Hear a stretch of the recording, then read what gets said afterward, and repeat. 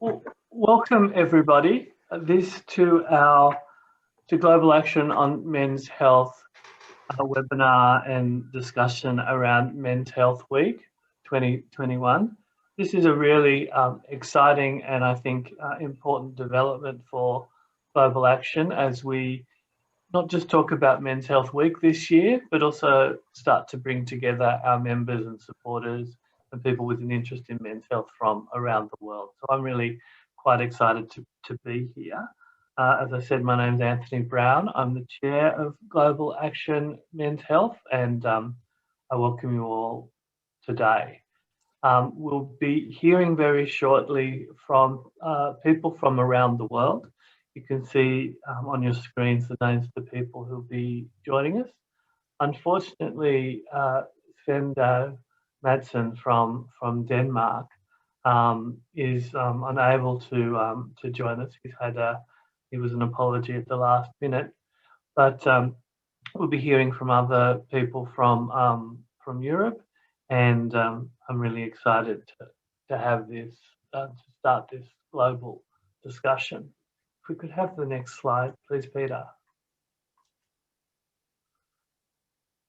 So today I'd really invite people as we go along to please use the chat function on Zoom to ask questions or make comments, and to please keep your microphone on mute unless you are speaking. We'd invite people to please leave your video on. It's always lovely, I think, to actually see who we're talking to and to see all of our friends and colleagues around the world. So unless you have bandwidth issues, we'd invite you to please leave your video on. And as I said, please use the chat to ask questions and share thoughts. We will do our best to answer all your questions, and questions or comments or that we don't get to, we'll take them on notice and do the best to answer them later. We really asked the speakers to keep to time. We've asked people to speak for 8 minutes each, and then 2 minutes of quick questions after each presentation, and we'll end the session with an open discussion around Men's Health Week and what's happening. So we'll start with, as you've probably guessed from my background, I'm coming to you from Sydney, Australia, and I'm really pleased, and this is just because of alphabetical, we did countries alphabetically, not showing any bias or prejudice on my behalf, but I'd really like to invite Neil Hall, who is the director of the Men's Health Information Resource Centre at the University of Western Sydney, if Neil wouldn't mind starting our conversation and letting us know what's happening with Men's Health Week in Australia this year. So over to you, Neil.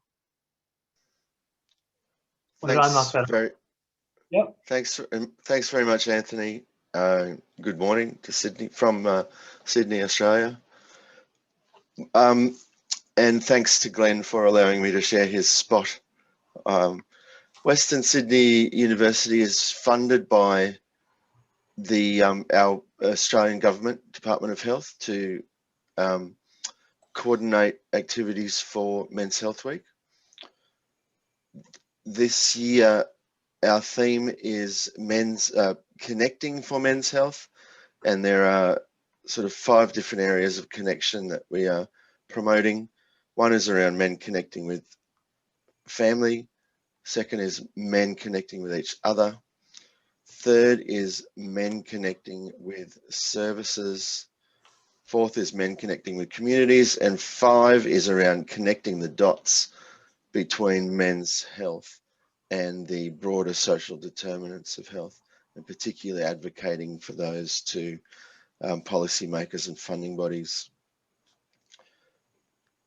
The way that the Men's Health Information Resource Centre have coordinated Men's Health Week over the last few years has very much been a community-based approach, with local communities organising local events.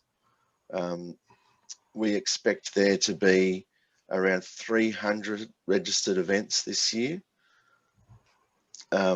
Predominantly, I imagine they will be virtual events in local communities, but some will actually be live, given COVID is not impacting on Australia as much as it is in other countries. I think one of the key things, events that we will be running ourselves is a launch, and that will be a virtual launch as well. We were considering a live launch, but we've decided that it may be a little too complicated. Anyway, a virtual launch which will be feature some of the people working in men's health in Australia, around Australia, and we are hoping to have a message from our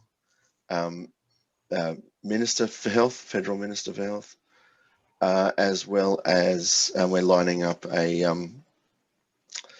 recorded message from one of the country's well-known professional football players. I think that we've relied on local community events because it's given the limited nature of the funding in Australia, it's been the best way of promoting issues around the health and well-being of men and boys to local people, and then feeding off whatever media activity we can generate as a result of that. We obviously work very closely with Australian Men's Health Forum and Glenn Poole, as well as a number of other major organisations around Australia.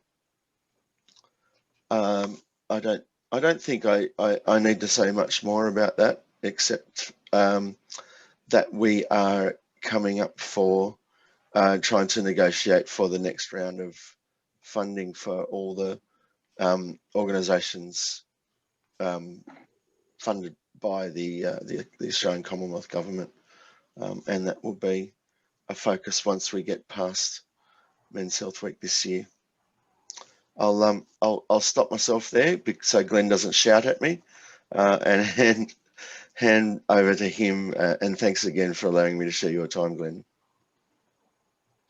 Thanks, Neil, and you've done fabulously on the timing there. I hope I can match you. I'll pass on the responsibility to Anthony to stop me speaking. He's very accustomed to stopping me speaking, so that will be fine. It's great to be in this room with so many colleagues from around the world. So thank you to Global Action for Men's Health, and for Peter in particular for making this happen. So for those who don't know, my name's Glenn Poole. I'm the CEO of the Australian Men's Health Forum. The Australian Men's Health Forum, just for background, we trace our history back to about 1995, when there was the first National Men's Health Gathering in Australia. And I suppose in many ways, we did lots of different things, but the key things as a forum is to create shared platforms for people with an interest in men's health to come together. In the early days, that was usually through virtual meetings, but over time, an organisation formed, which was run on a voluntary basis for many years. And I think the other thing it's important to note is that our background has long been focused on the social determinants of health. So many of our member organisations are community groups. They're dealing not directly with medical health issues. They're often dealing with the social aspects of men's lives. They're fathers groups. They're groups for older men. They're groups targeting isolated men in rural communities. These types of things. In the last 4 years, we've had funding from the Federal Department of Health, which means we now have some staff and have been able to expand and extend the work that we do. We have over 100 individual and organisational members. And in terms of our organisational members, many of those will have groups all over the country. So those organisational members represent multiple groups, hundreds of groups, in fact, around Australia. And so one of our member organisations is the Men's Health Information and Resource Centre, which has long been the guardian of and the custodian of Men's Health Week. And so very much our role is to promote the week and support Men's Health Information and Resource Centre, mostly in recruitment and promotion. So we strongly encourage our members and anyone who engages in our materials to participate in Men's Health Week. More recently, we've tried to find ways to develop campaigns that people can join in collaboratively. This slide, it was our first attempt, is a visual representation of our first attempt. So we created a campaign called Know Your Man Facts. And we just simply encouraged all our different member organisations to share information, ideas, facts about men's health under that same kind of header, using that sort of social media world and a hashtag. And this visual grab is just what happens if you search the word Know Your Man Facts, all in one word, Know Your Man Facts, on Google Images. So it gives you a sense of the many different organisations that are participating in that around Men's Health Week. If we go to the other slides quickly, Peter, I'll bring us in 8 minutes just.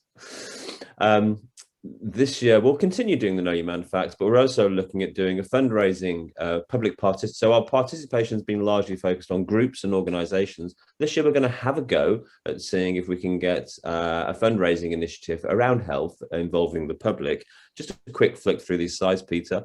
So we're encouraging, next slide, people to do 40 push-ups for men's health over 10 days, running into Men's Health Week, with a focus on heart disease and using a great bit of research out of, I think it was the States, which found, next slide please, which found that men that can do more than 40 push-ups, in middle-aged men who can do more than 40 push-ups are considerably less likely to have heart disease issues than men who can't.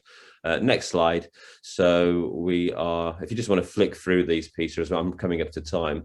So we are just looking at, can we get the public involved in doing a kind of physical challenge to promote men's health during the week, and also raise some money, because as we all know, funding is a key aspect of what we need to sort out in order to do men's health work.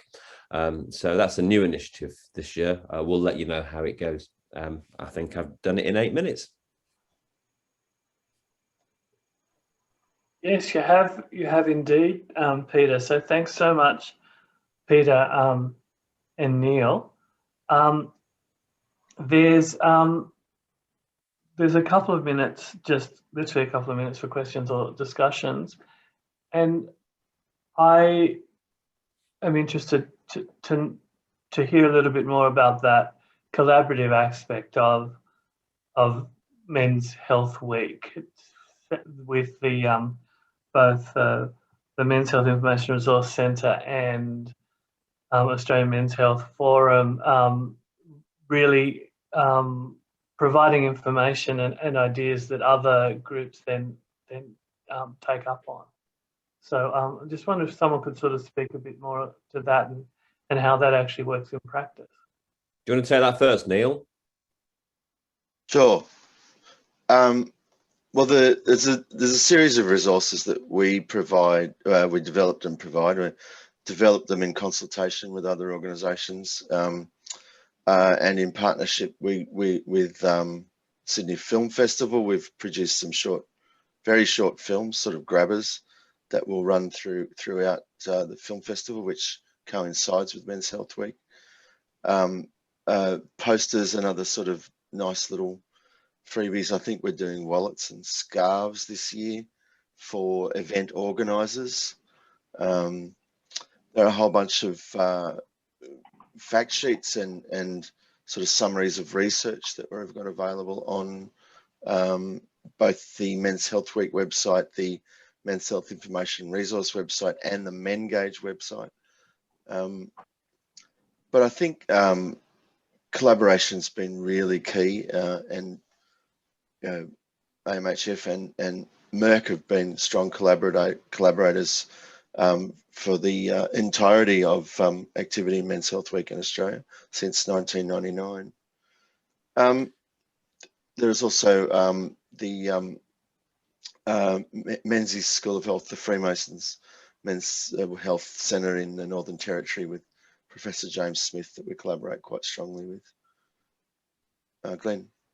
Yeah, so I think it's a really interesting challenge, and I think this is this is not just for Men's Health Week. I think for us as a forum and a representative organisation, supporting collaboration is the hardest and most important thing that we do, because we're trying to provide a shared voice. But of course, there are many different voices, many different men's health issues, many different populations of men, many different causes of health issues, many different solutions, and many different viewpoints, most importantly. And that's the most challenging one, is the diversity of viewpoints about what the right thing to do is and how to do it.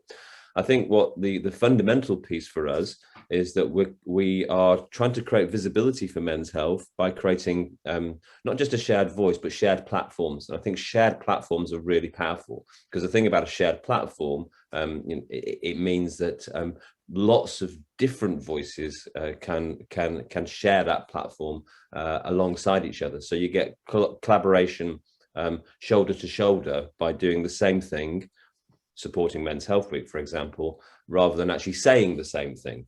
Getting everyone to say the same thing is a real challenge, because we all think differently. But getting everyone to do the same thing, for example, to support Men's Health Week and run events or put out positive messages. So for us, a lot of it is about, it's just the encouragement of, look, here's a week. The Men's Health Information Resource Centre's got a website you can post your event on. They've got a theme and some resources which you can use if you want to, but you don't have to. You can do your own thing. And then more recently, we've been trying to develop campaigns that kind of stitch people together, such as the Know Your Man Facts campaign, but without kind of saying, these are the facts and this is the information that you have to use. It's like we've got this overarching umbrella campaign, but you can bring your messages, whatever message you want to get out to your audience. You can use that campaign to create the unity, but also you can bring your own individual voice to it. So that's I don't think we've got it perfect, but that's the challenge that we're constantly wrestling with, is how do you create collaboration amongst the diversity of people. Thanks so much, Glenn and Neil. And I think that idea of collaboration in diversity is something we might try and pick up in our open discussion. I'd like to move on now and hear from our Canadian colleagues. And I'm really pleased to introduce everybody to TC Carling, who's the President and CEO of the Canadian Men's Health Foundation and one of Global Action's members. So over to you, TC. Well, thank you, Anthony. And I'm grateful for this opportunity to discuss CMHF and our goal to improve the health of men and families in Canada. I've heard a lot of very good things about the organization from Wayne Hartrick, and I share that gratitude. I started this role February 1st, but as a background, I have an 8-year history with the organization.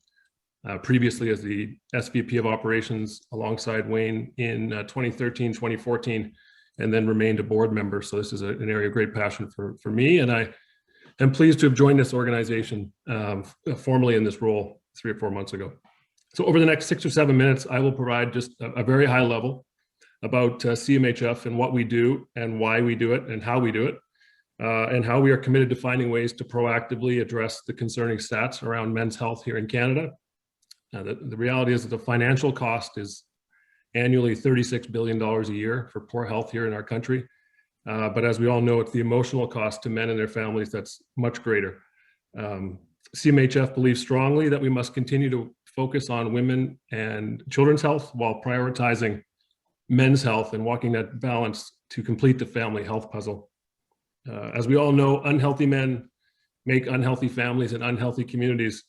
And I'm certain that we all share this goal of improving this around the world. So I'm looking forward to learning a lot from you today as well. Next slide, please, Peter. So just as a reminder, this organization founded in 2014 as a national registered charity co-founded by Order of Canada recipient Dr. Larry Goldenberg. After many, many years of grassroots work here in British Columbia, our home base, and Wayne Hartrick playing an instrumental role in launching this organization nationally in 2014. Our mission is very simple, not simple to do, but very simple to keep ourselves focused. And that's to inspire men to live healthier, benefiting themselves, their family, our communities, and the economy. And we do this by providing health information, tools, and motivation for men and their families to live healthier. We have a health problem in this country, as we do in many places, both physical and mental.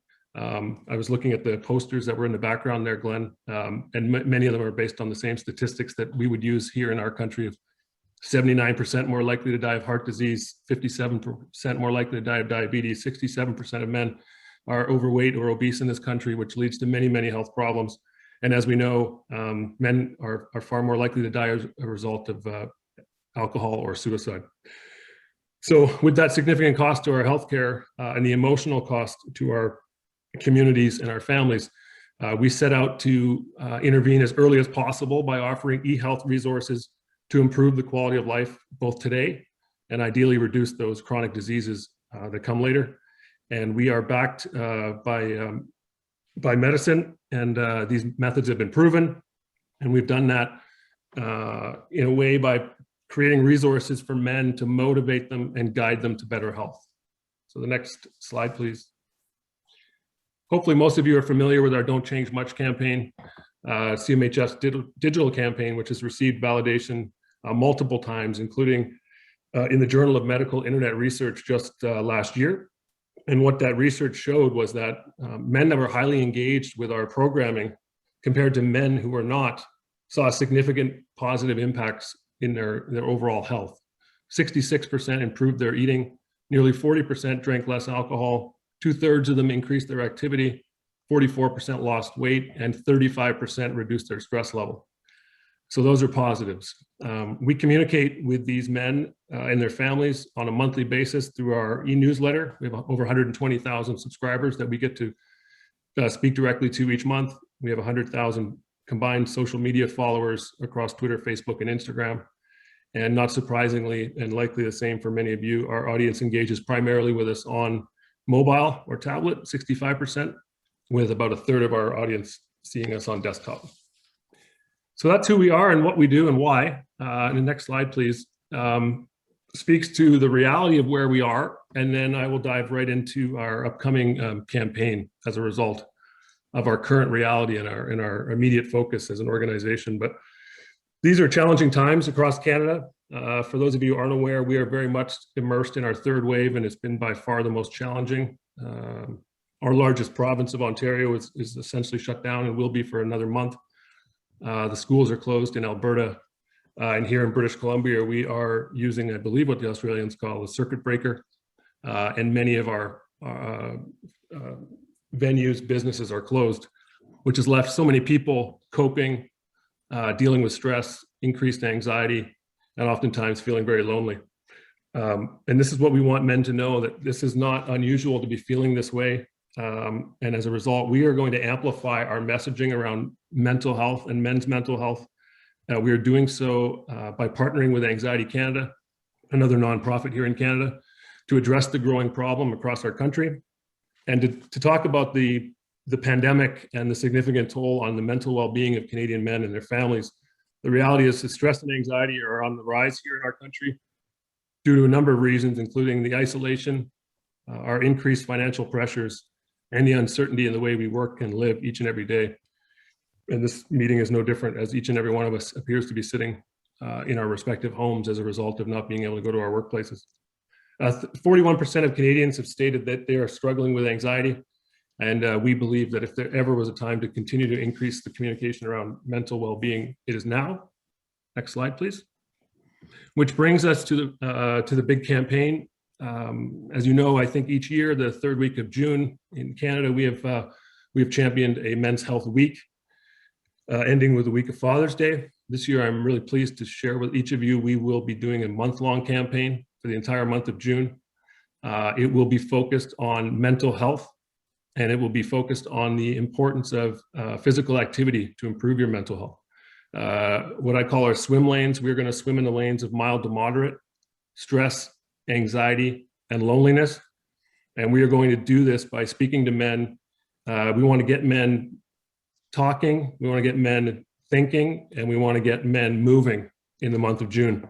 We'll do this through a series of events. 4 of them will be speaking events. 4 of them will be fitness-based events. And I will, if you just go to the next slide, I will talk about the anchor events. We will have 4 anchor events for those of us on the call, not in Canada or necessarily the United States. The names that you see for the moderators and the champions, those are well-known personalities in Canada, either television, radio personalities, or sporting heroes. Simon Whitfield, for example, won Olympic gold there in Sydney in 2000. We have picked these 4 themes. They are first and foremost how to start a conversation on mental health and how to handle a conversation on mental health should someone approach you. The next one is how to use daily physical activity to improve your mental and physical well-being. Week 3 coincides with Father's Day. We thought it was important to have a parenting conversation. We will discuss parenting a child with anxiety or parenting someone with anxiety, or in some cases, both. And our week 4 theme is how to be together while we are apart. How do we make these meaningful connections in our virtual world? We want everybody that participates in our campaign, and I would encourage each and every one of you to please register and sign up and hopefully take something positive away from it. But we want people to leave inspired, that they've seen improvement in their lives, and that the normalcy of these feelings, they're not alone. We want people to remain hopeful and believe that the information that they are learning, things will get better. And we want to inform them that with new tools on how to manage that stress, anxiety, and loneliness. And as important as anything, we want people to understand that they're not alone and that these feelings are being felt by countless people. All of our events will be shared on Facebook and YouTube and will go live. Every Wednesday, we will release a speaking event, and every Saturday, we will release one of the 30-minute workouts with a well-known football player turned strength coach here in Canada. Like I said, we want to get men talking, learning, and moving this month of June, and hopefully each and every one of you are able to participate. That's it for my final slide. I just thank you for your time, for sharing your ideas. I look forward to learning more as the next hour goes along, and I'm more than pleased to answer any questions you may have. Thank you so much, TC. We really value that presentation, and to learn more what the Canadian Men's Health Foundation is doing around Men's Health Week. We've had one question that's come through, and it's so important we might also bring it into the discussion, the other discussion at the end, but that's around acknowledging the increased vulnerability for men during the pandemic. You've touched upon the work that the foundation is doing around COVID in your sort of daily work, but I'm wondering, is there anything specifically about COVID that you're bringing into your Men's Health Week work this year? Yeah, so I would say that the month of June is going to be a significant start in the amplification around mental health programming for our foundation, but it's not going to be a month-long campaign and then we stop. So we intend to, as we all know, you cannot have one without the other. You can't be physically well and mentally not well, and vice versa. And the fundamental messages of the Don't Change Much campaign for the last 7 years all lead themselves to improve mental health. So we're going to use those same tools, a better diet, better sleep, more activity, building connections. Obviously, at this time, they're virtual connections, to normalize these feelings for men. Because the reality is, and it's interesting, in talking to some highly respected therapists in Canada, is that the number of times I've heard from people either that if you haven't had anxiety in the past, you've had some form of anxiety in the last year. I mean, the reality is we all live in uncertainty. I was out for a brief walk with my wife today, and I said to her, you know, it's highly probable our daughter will go to school tomorrow, but we don't know, like for sure. We've never thought that before. But her best friend had a COVID test yesterday, as an example. So the reality is none of us know if our local restaurant will be open, or our schools will be open, or our businesses will remain open, and so forth. So the uncertainty of this time has really captured all of us. I'll just speak for Canadians in this case, but I do believe it's a global issue.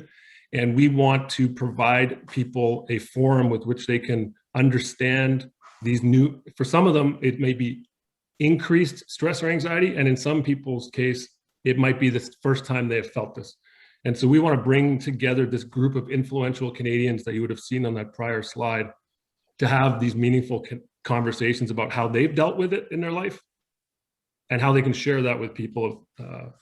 So our programming throughout the month of May in our newsletters will have a mental health theme. All of June, of course, is our month-long campaign, and then moving beyond, as I stressed to Anxiety Canada when we agreed on the partnership, is that June is not the start-finish line for the relationship; it's the start line of a meaningful relationship. Thank you so much, TC, and I think that's quite insightful. And even in Australia, where, as Glenn and Neil said, we're doing relatively well, that uncertainty is certainly, part of the new normal, whatever that is.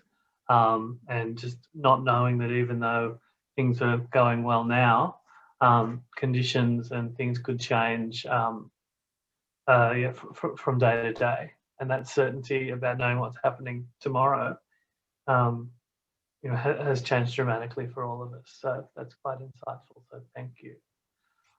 We'll move on. As I said at the start, unfortunately, our colleagues from the Men's Health Society in Denmark are a late apology, and which is a shame, because the Men's Health Society Denmark has a long history of both contributing much to Men's Health Week and also in the work that it's doing in Denmark over the past sort of must be nearly 15 years now.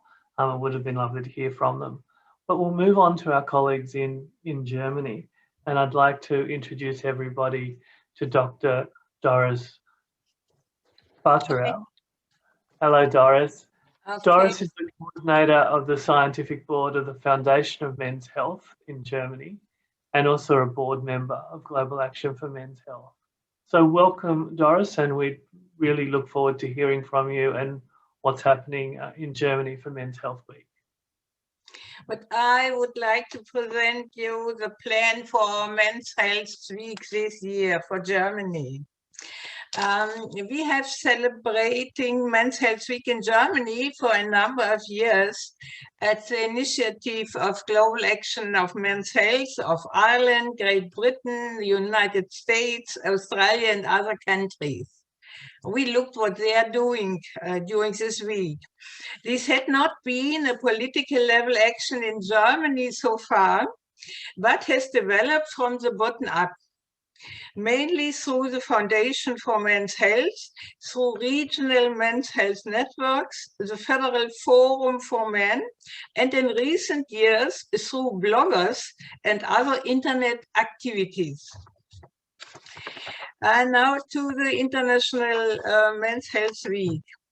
In January this year, the Foundation of Men's Health developed an action plan because requirements for focal points for the Men's Health Week were requested from the basis from the federal states.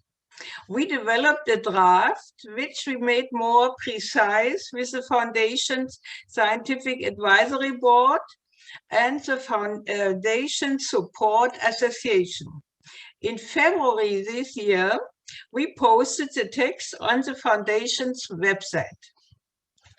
The main focus will be on this slide, you can see, as already in the last year, to direct all efforts towards the mitigation of the COVID-19 epidemic. Due to the higher morbidity and lethality of men, it's important to keep an eye on the vaccination rates of men, to report them statistically, and to reduce the risk of disease through preventive measures, as long as a vaccine is not sufficient for all. The next slide, please. In accordance with the Board of Global Action of Men's Health, strengthening of well-being and mental health is another focus, because in the last decade, mental health has deteriorated, and due to the pandemic, there's a further increase in depressiveness, aggressive behavior, domestic violence, increased addictive behavior, and the increased risk of suicide of men and other mental disorders. We would also like to use the action plan to develop further international cooperation, such as with the Global Action of Men's Health, the WHO, and the Healthy City Network. Additionally, we have the plan to have a better cooperation with the German-speaking countries. They are all together 5. Since we have to be self-financing, International Men's Health Week could also be used for fundraising activities. Because of the current lockdown restrictions, fundraising will be difficult this year. The next slide, please. Another activity will be a social media campaign. Similar to the example of Ireland, to give each day in the Men's Health Week a special character, we found in the calendar of existing international and national action days possibilities to develop a plan for social media campaigns that has close reference to men and also to mental health.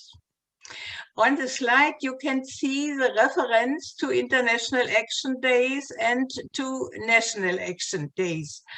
The social media campaign could be concluded with a family day as in Ireland, the Sunday day. In addition, a press conference is planned this week, there's a green here on the slide, on a men's health strategy for which there's a great need for action in Germany.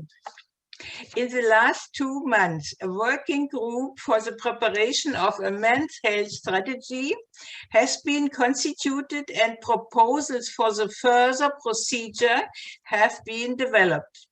Together with us in the preparation group is the Federal Ministry of Health, the Federal Forum for Men and Boys, with some political power, and a regional network for men and boys, and some other institutions. We agreed to draft a manifesto listing the urgency of a men's health strategy for Germany based on about 10 points. Such a document is to be presented to the press conference during the Men's Health Week. The last picture, please. We hope that the Men's Health Week will be a great success this year and will continue to move us forward. In doing so, we will be happy to have the support of you who developed men's health concepts years ago and have action plans for the decade ahead, like Australia. Thank you for the attention.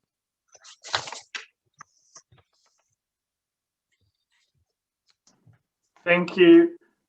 Thank you so much, Doris, for that presentation. And it was fantastic to see the work that's being planned in Germany. I do have to say that in that list of things that are happening during the week and covering all of those really vital topics, it was lovely to see that one of the days will be focusing on the power of smiling. I think with all the talk of vulnerability and mental health, as important as that is, a focus on smiling and the sort of positive aspects of health is really welcome. And I was also really interested in the links you made and how Men's Health Week this year is going to be linked to sort of more advocacy work to try and get a men's health strategy in Germany. And Doris, I was wondering if you wouldn't mind if you could give us a little bit more information about that, because linking Men's Health Week to such an overt political campaign sounds very interesting and quite a good use of the week. I'd be very interested to hear the Foundation's plans there. I believe that the plan for this year is a very big one, and we have now more power, I think, because we have in the background a preparating group for a strategy, and we have in our board, in our scientific board, some experts in the field of preventive medicine and on the other side in mental health. And I believe that we will prepare some documents for this week and for every day when we have this action plan. We will look to these international action days and to extract something for the males, to give some advice for the males how to deal. Oh, Doris, I don't know what happened, but you've gone on to mute. Okay, I did not. I did not short it. Yeah.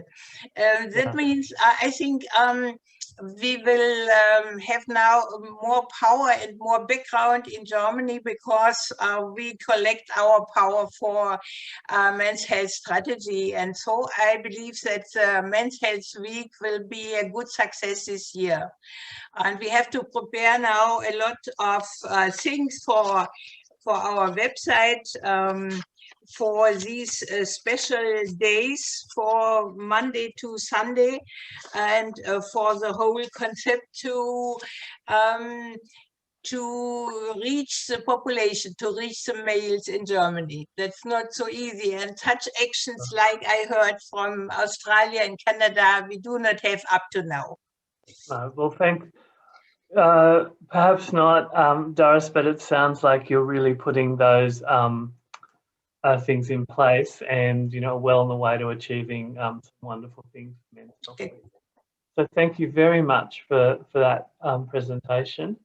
And now I'd like to introduce Martin Todd.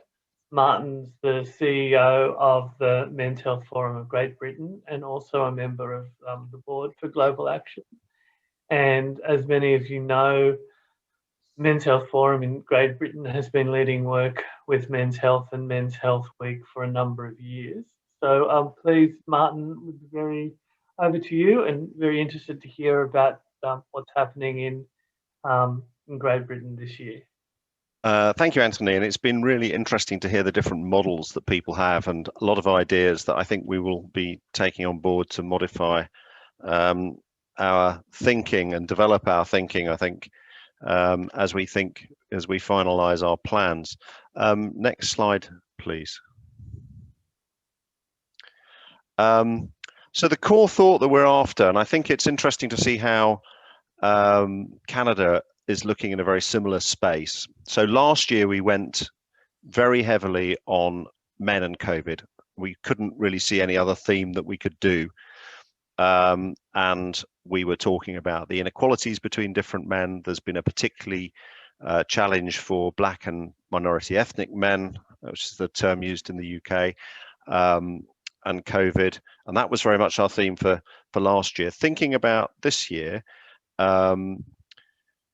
we were hearing a lot of interest from people about mental health. We know from previous years that whenever we do Men's Health Week around mental health, that it gets a lot of traction and interest. But we wanted to put it in the context of a COVID world. Next slide, please. And indeed, we're putting men's health inside a COVID vaccine. There we go. Certainly, that's 2020. We had the COVID. We normally don't play with a Men's Health Week logo, but in this particular last year, we put the COVID vaccine, and I suspect it will stay there for another year. Next slide, please. I don't need to tell you that men's mental health isn't good, although we do sometimes run into the issue that what are called common mental disorders in the UK, when measured, are disproportionately common amongst women. And indeed, there was a recent report by the Office of National Statistics that said that that women had suffered more during the pandemic than men, but it managed to leave out figures such as unemployment. It left out the huge problem we've seen with alcohol during COVID, and I don't know if that's and other indicators of male distress like domestic violence. So we all know that certainly in every country in the world, men are more likely to die from suicide, and men are also less likely to look to get health. To get help, and that's not new. And the pandemic hasn't helped. Next slide, please. Certainly in the UK, we've seen young people, young men and young women, disproportionately having their life affected by lockdown. There's been a big increase in youth unemployment, and we know that that feeds through to poor male health. We already have a problem with how boys are performing in school, and we're exploring the impact of that in school and university, and the impact, the inequalities, and the inequality point is a really important one. Next slide, please. What we've seen is that the pandemic has hit certain male workforces much harder. That the jobs with the highest death rates are male jobs, security guards, drivers, and some of those are quite casual and self-employed, and the support, for example, for taxi drivers has been very poor.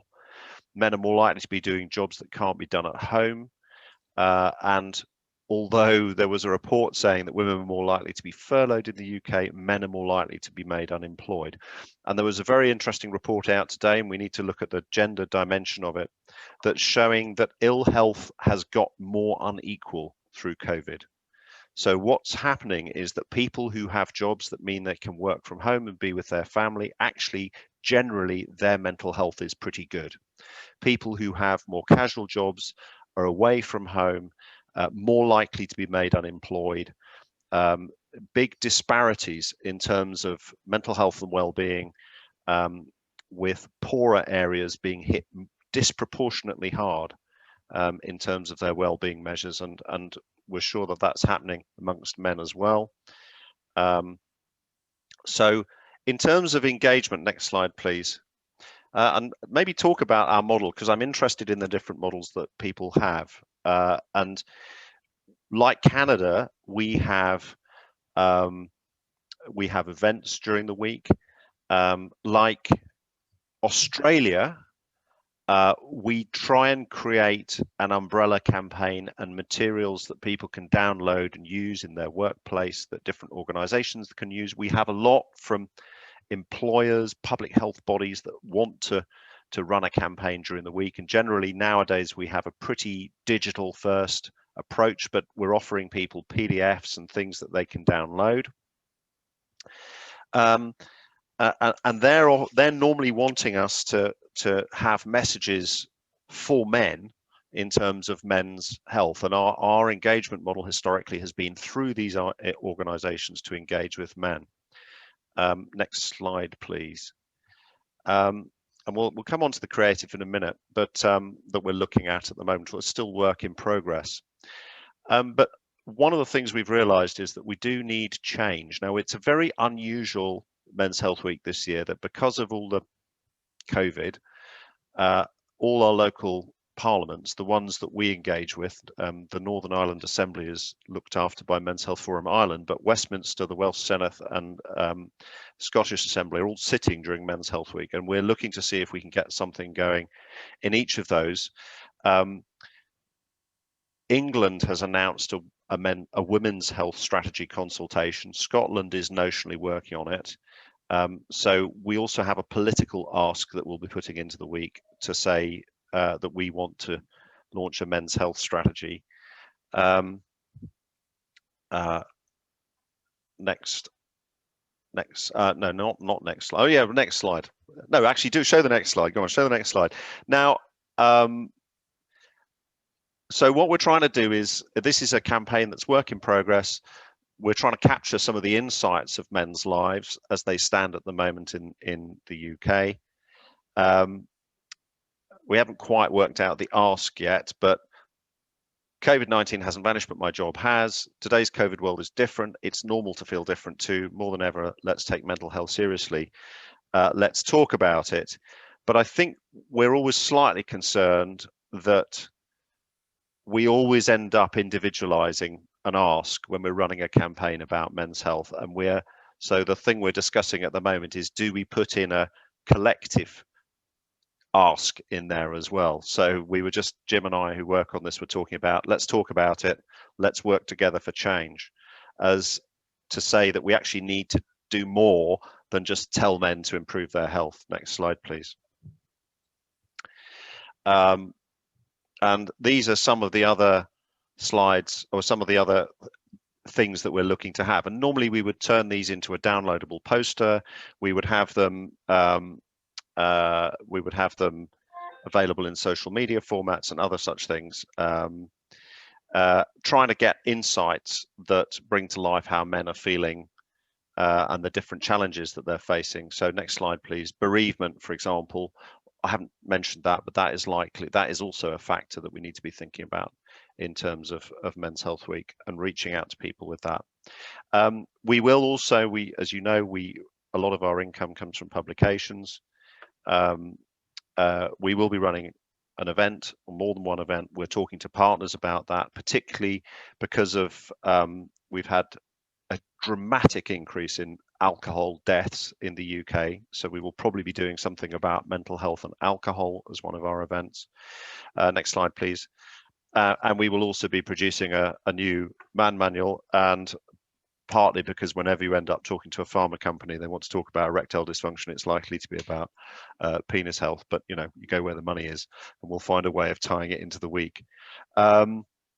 If you want more information, next slide, please, about the sort of things we're up to and what we're doing on COVID. I think this is the final slide that Jim's dropped in, that we often drop in. Our COVID information is at menshealthforum.org.uk/stay safe. And if you want to buy some of our materials, including some of our training, which we do offer globally, if you're interested in joining, shop.menshealthforum.org.uk. So happy to take any questions. Thank you so much, Martin. And I've got to congratulate all the speakers for keeping to their 8-minute time. Thank you all very much.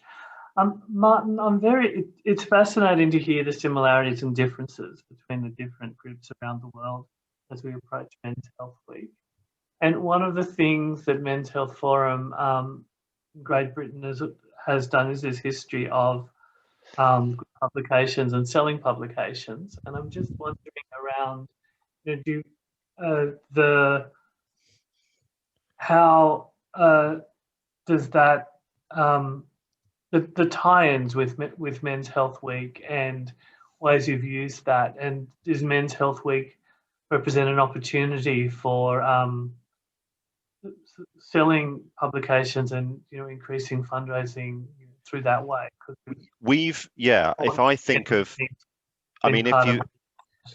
if I think of what have been the most lucrative Men's Health Weeks for us, either you end up having to find a big sponsor, where we have launched a relevant, broadly appealing man manual ahead of Men's Health Week, so having it available 2 or 3 weeks ahead, we have often had pretty spectacular, not spectacular, but very helpful financial results. So for our point of view, a good launch will generate in the first few months around, let's say, £10,000, £15,000, something like that, of a big, if it goes well.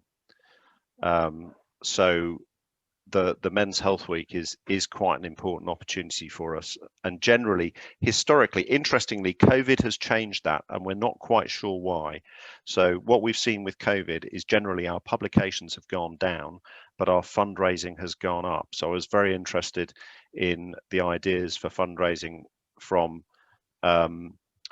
Australia, and indeed I think this month, for the first time ever, it looks like we may have, last month, for the first time ever in recent years, we had much higher fundraising income than we did trading income, which was a big surprise to us. The other one, if other forums are looking for ideas, is that our Men's Health Champion training has been a financial hit and has probably saved us in the last few months.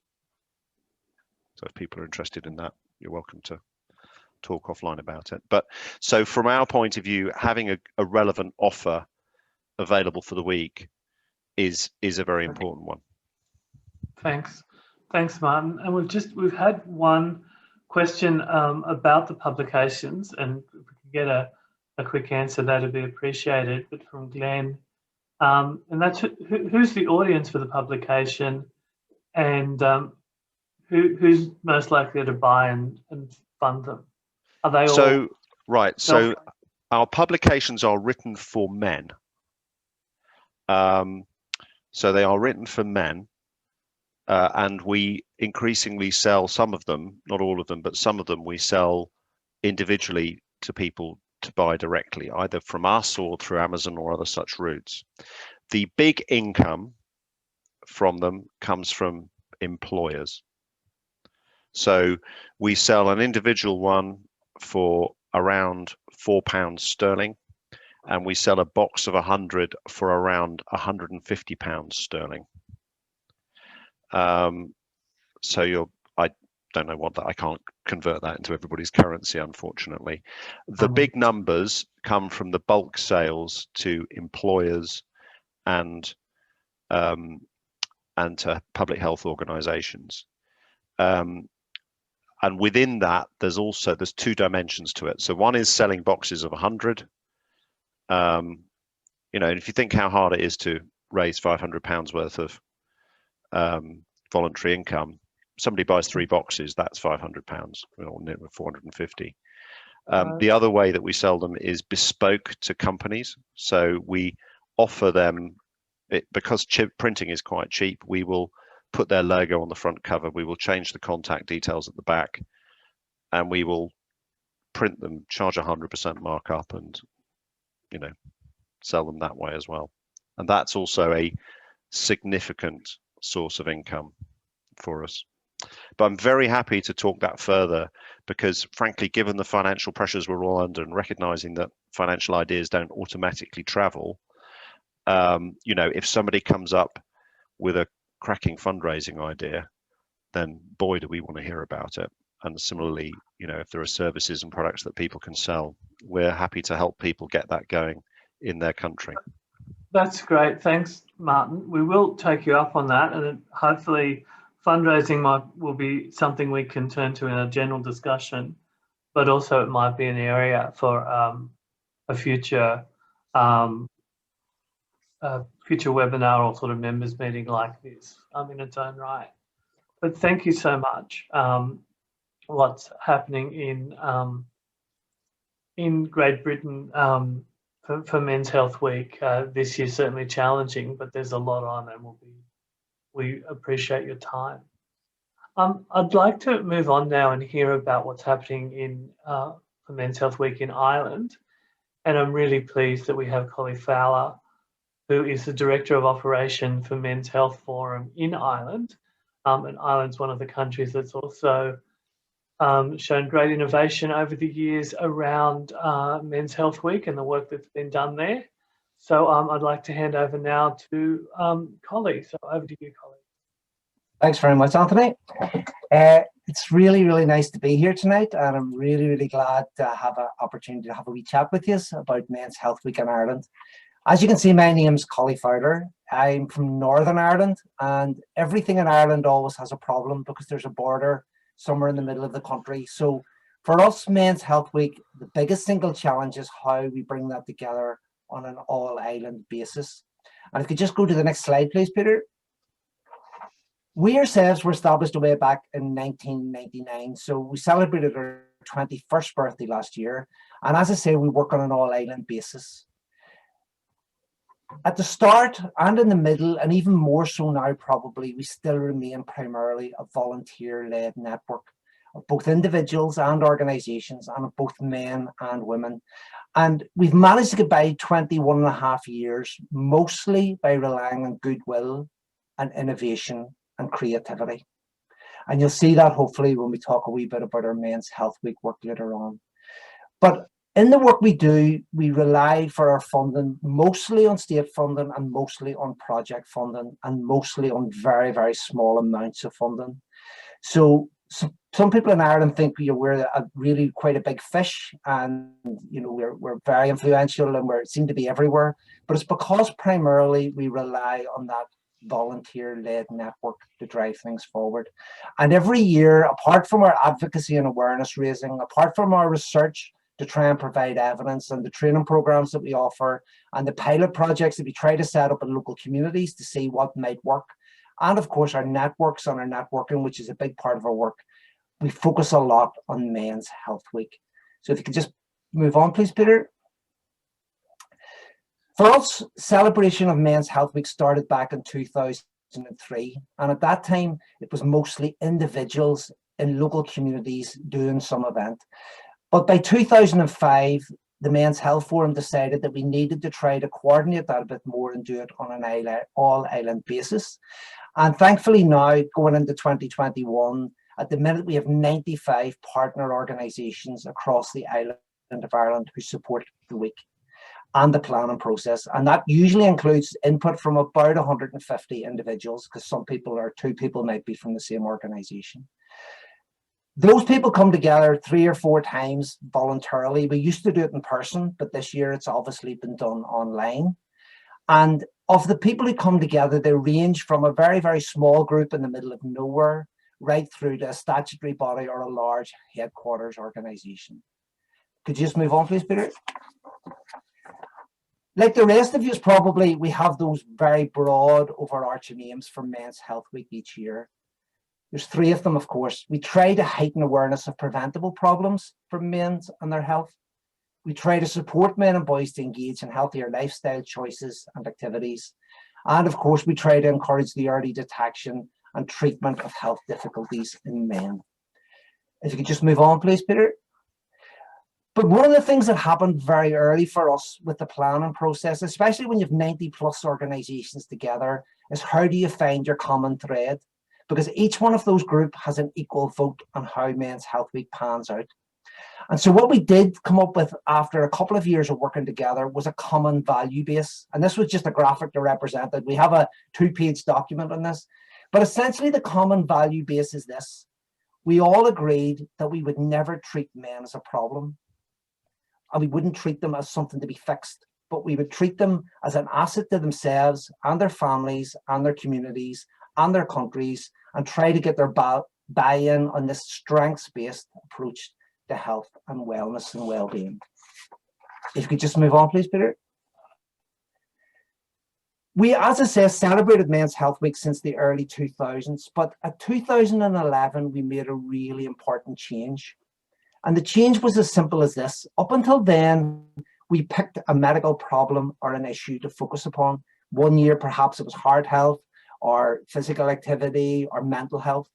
But after the recession in Ireland in the early mid-2000s, we discovered that we were in the midst of really horrible, challenging times. And at that stage in 2011, we started to think about how do we find a common overarching goal, which is not medical, which is with something that the rest of the people in the country could buy into and hopefully sign up to. And so ever since, we've had a much broader theme, as you can see on the screen, which leads us up, I suppose, to this year's theme for 2021, which is on the next slide. If Peter could just pass on for us, please. And our theme this year, like many countries, has a COVID connection, a COVID focus. Like most countries in the world, we've had a fairly bad old period over this past year or so.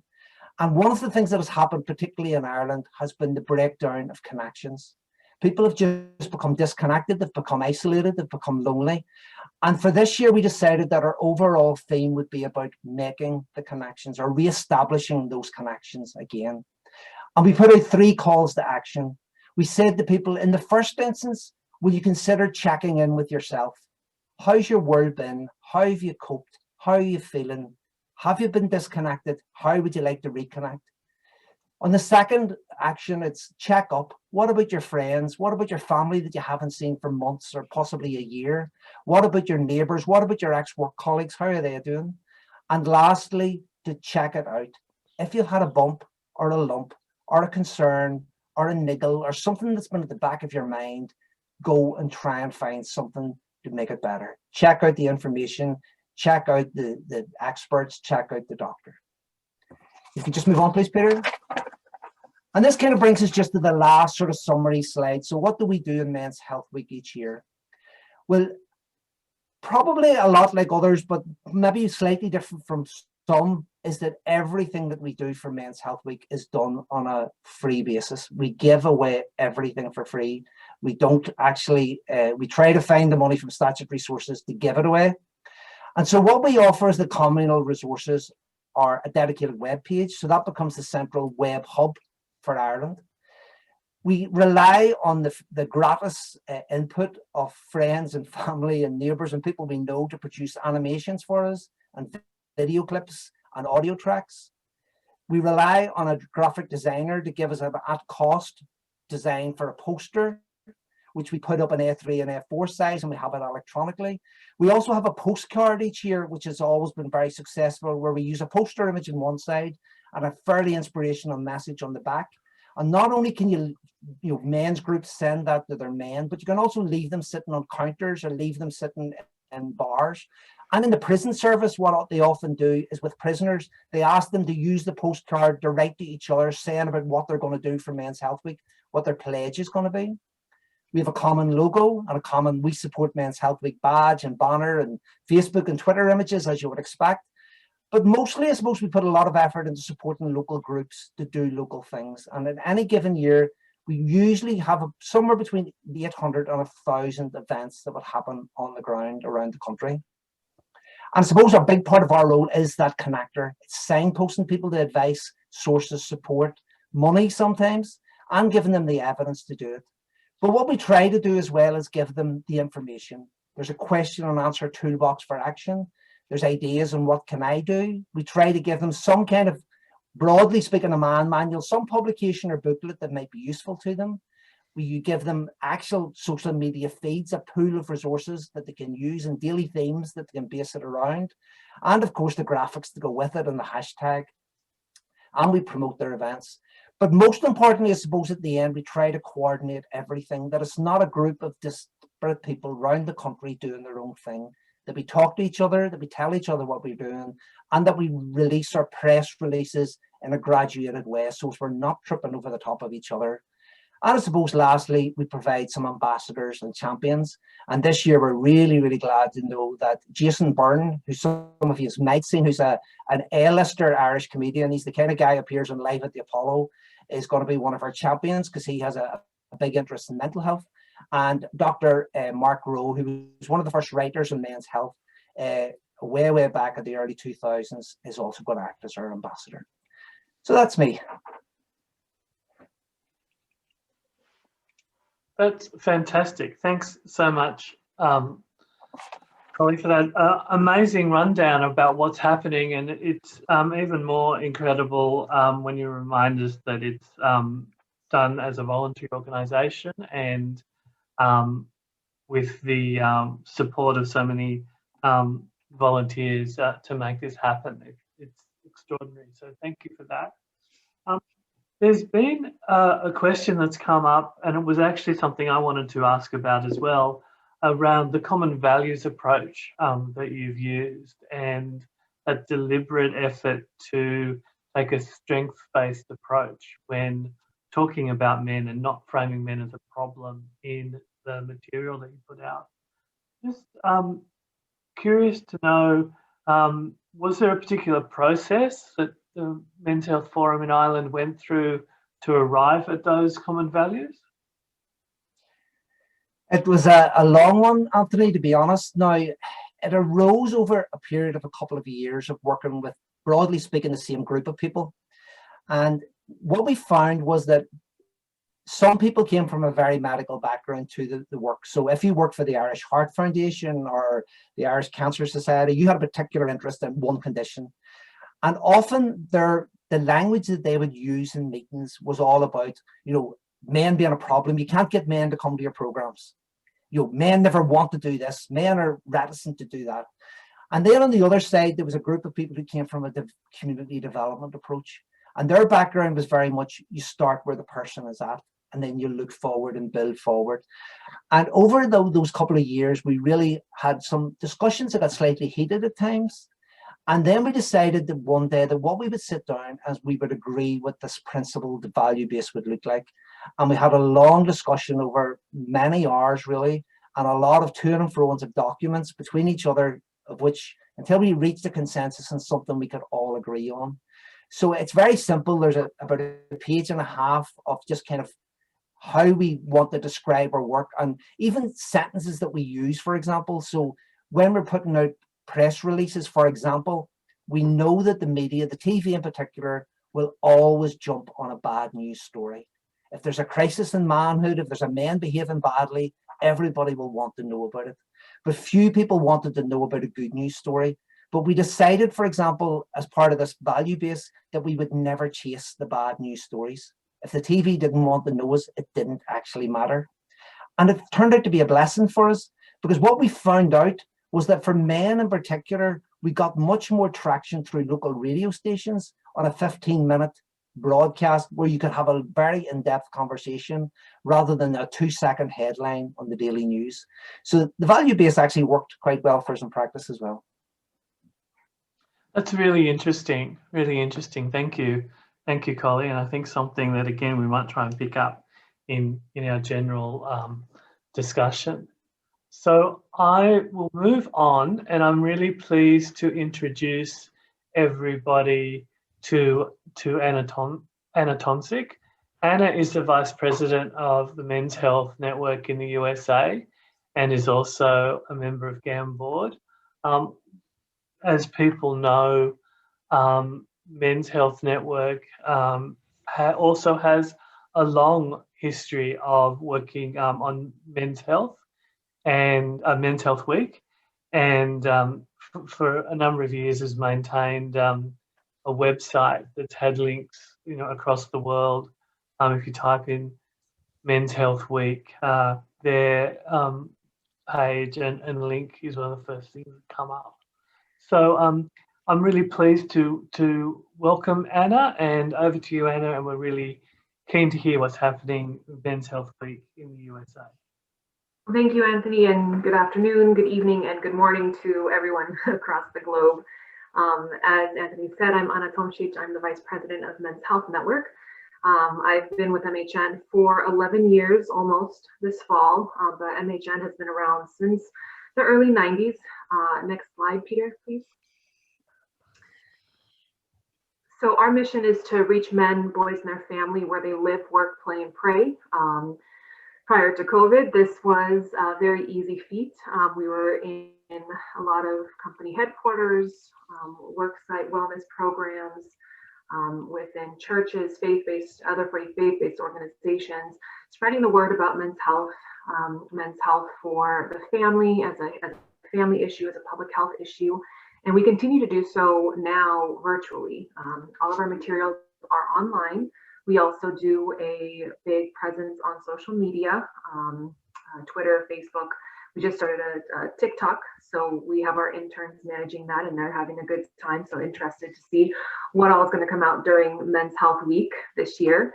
So if you're not following us, please follow us, and we'll make sure we follow you back. So our main goal is to, reduce the premature mortality of men and boys within the U.S. We work with a lot of companies internationally. I've met Peter, and we've worked with GAMH for a very long time. Proud to be on the board with the rest of my colleagues here, and looking forward to this Men's Health Month and Week. So next slide, Peter. So Men's Health Week started in the States back in Men's Health Network in 1992. Men's Health Week, we got founded back in 1994. President Bill Clinton at the time signed it into law. And over the years, we found that a lot of people were reaching out to us and saying, hey, we want to do activities, we want to do programs, we can't just do it on the week. So we expanded it to be June Men's Health Month. We still recognize the week, and we have not only the menshealthweek.com website, but we also have the International Men's Health Week that is attached to that website, as Anthony had said. So we tried to promote, right now the website is going through some updates. So we definitely will have that up before Men's Health Month, but any activities that any of your groups are doing, please send them to us, and we will make sure to get those up on the website to help with promotion. If anyone is doing any social media events or other kind of programming, let us know, please. Next slide, please. So for us, we develop a social media toolkit every year, and that is found on the Men's Health Month website. It has a lot of messaging for social media, for blogs. We have general blog ideas on there, a newsletter that can be put out, and different content and experts that we provide from the Men's Health Network side. So those are always available and updated. They should be updated now. My colleagues have been working on that. Different images, because we do posters that are also available for purchase online. We have stickers, we have pins, and a lot of stuff you can just kind of use to your own discretion. Obviously, we ask people to let us know if you're going to be using it and how you're going to be using it, so we can help with promoting that.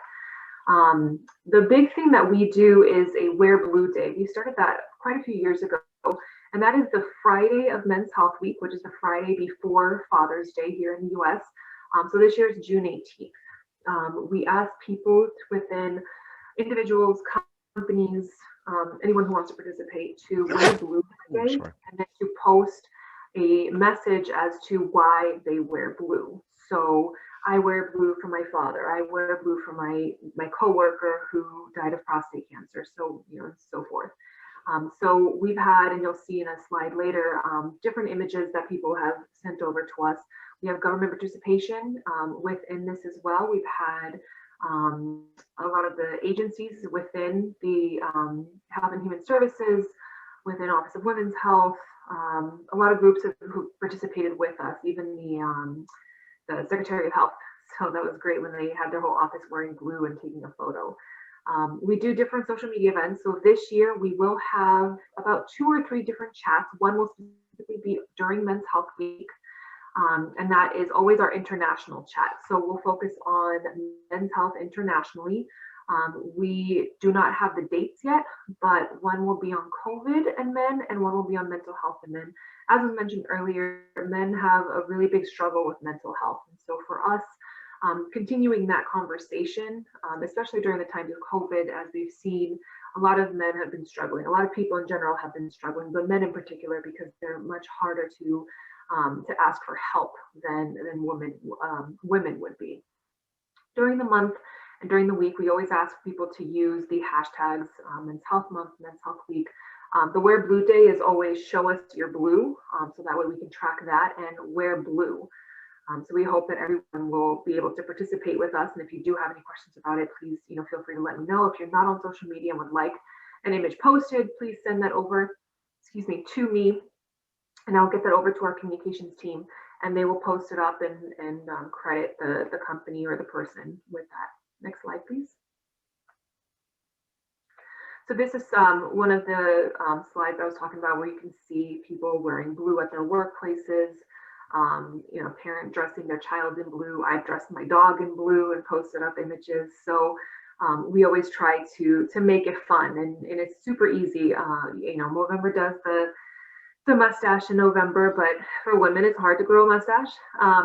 So unless you're buying one of the fake ones, but wear blue. Anyone can wear blue, and it's any shade of blue whatsoever. We all have men in our lives that we want to support and that we care for. So the theme for this year is going to be wear blue and the mask too, to keep with the COVID regulations and making sure that people are staying safe, obviously promoting vaccines and making sure that people are keeping their distance and being safe among their family and friends. Next slide, please. And then for the recognition by public officials, as I said, we asked for a proclamation be signed by the president. So we've gotten that in previous years, recognizing Men's Health Week as the week leading up to Father's Day.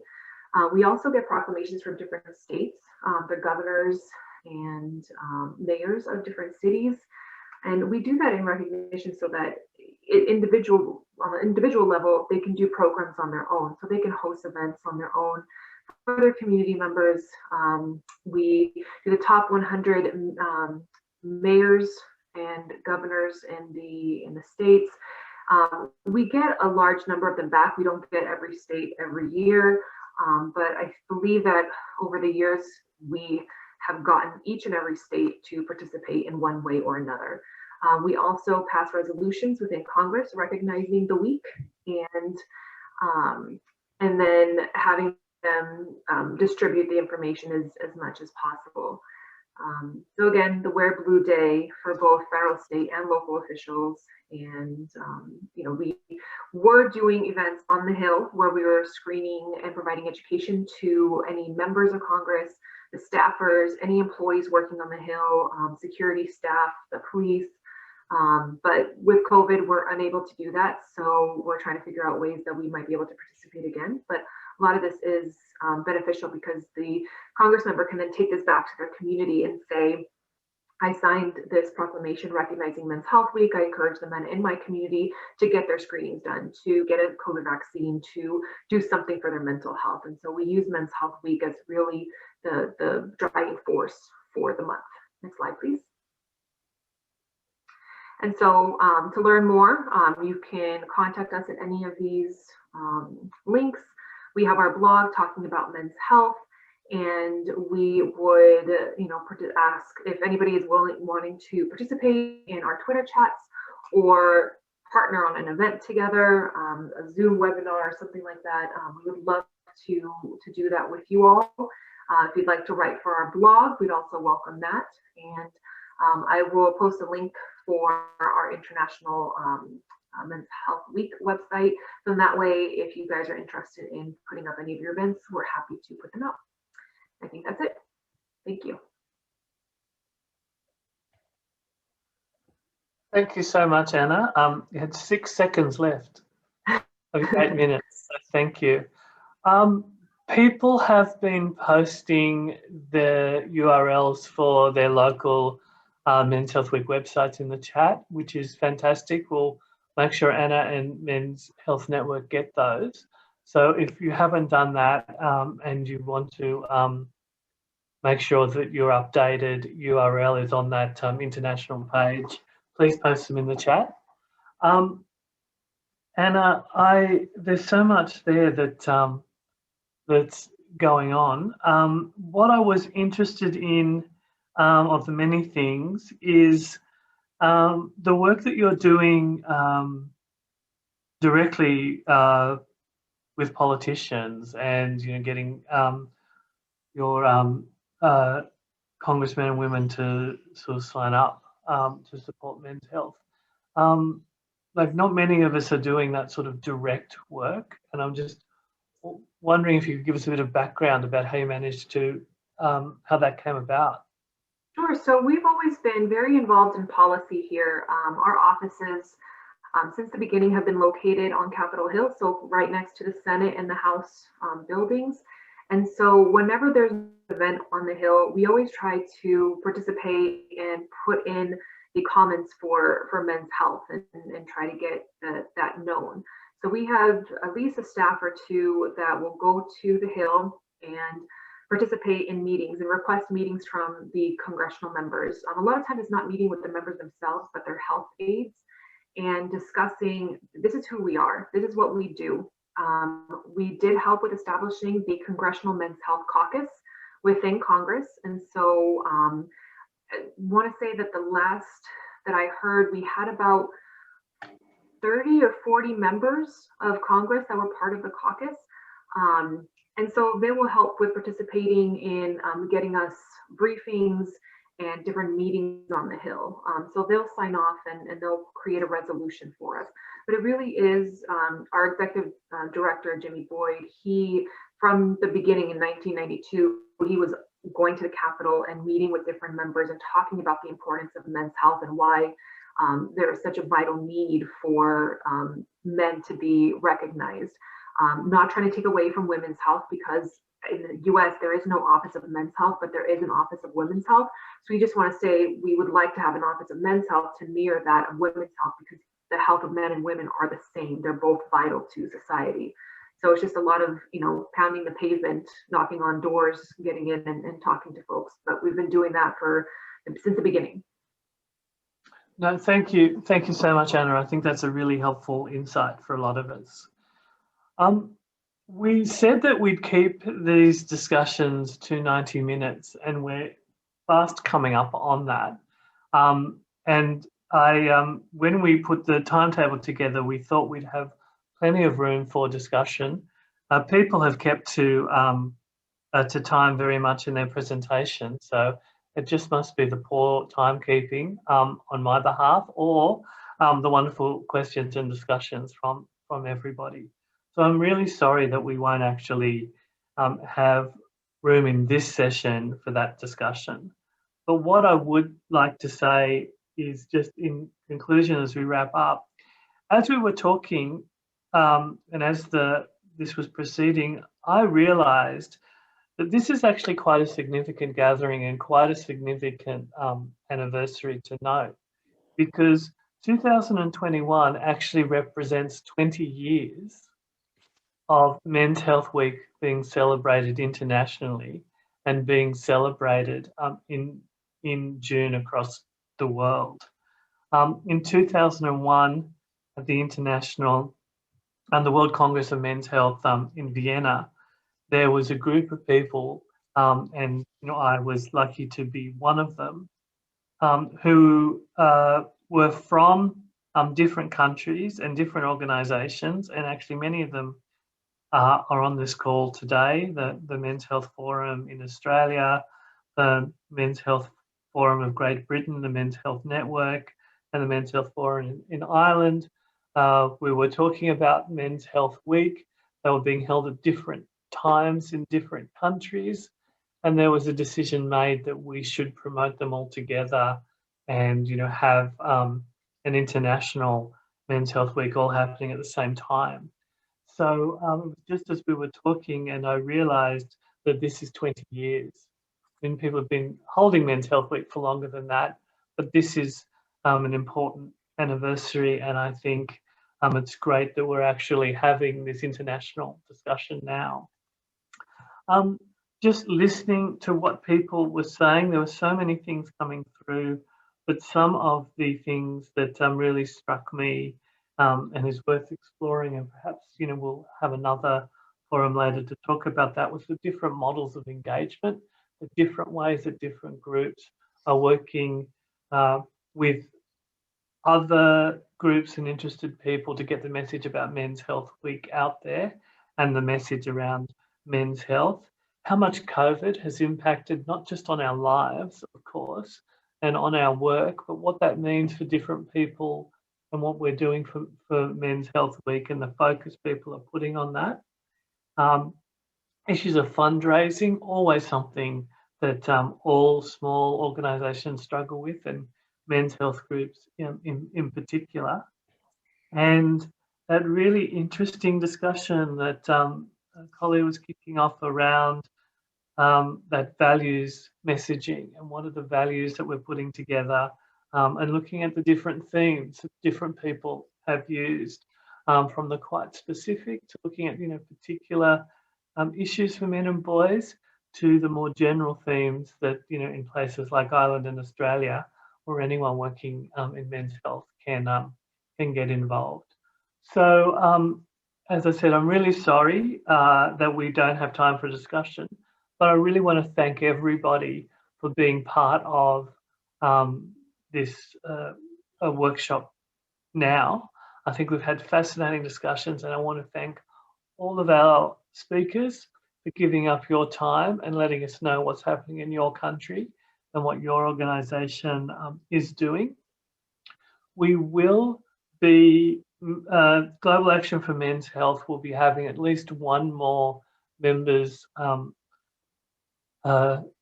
meeting like this to talk about a particular issue. It could be something that came out of today, but that issue of fundraising might be something that we pick up on. But we'll be in touch with everybody. Just ask Peter if there's anything that we need to say before we sign off on. Have we covered everything? I think we have, Anthony. Thank you very much indeed for chairing the meeting so expertly. And can I add my thanks to all the speakers and to everybody else who has joined the call. I think there are a number of issues that have come up that we can reflect on. One thing that actually has struck me is that I think we should do this meeting earlier next year. So perhaps people can share more ideas before their planning becomes more concrete. Because I think that might be actually quite fruitful and helpful for everybody. So I think we should definitely do this next year, but do it perhaps in January when planning is at an earlier stage. And I certainly think the fundraising idea is one we should explore, not only in terms of how organisations can use the week as an opportunity to fundraise, but also I think it might be useful for us all to share ideas around fundraising generally, because I suspect there are lots of different models being used out there, and I think some of them may well be translatable across different countries. So I think that's something we could usefully look at. No, But I know we're over time now, so I'll stop there. But it's been really interesting, and thank you very much, everybody, for taking part. Yes, thanks everybody. So good morning, good afternoon, or good evening, depending on where you're from. Thank you for your time.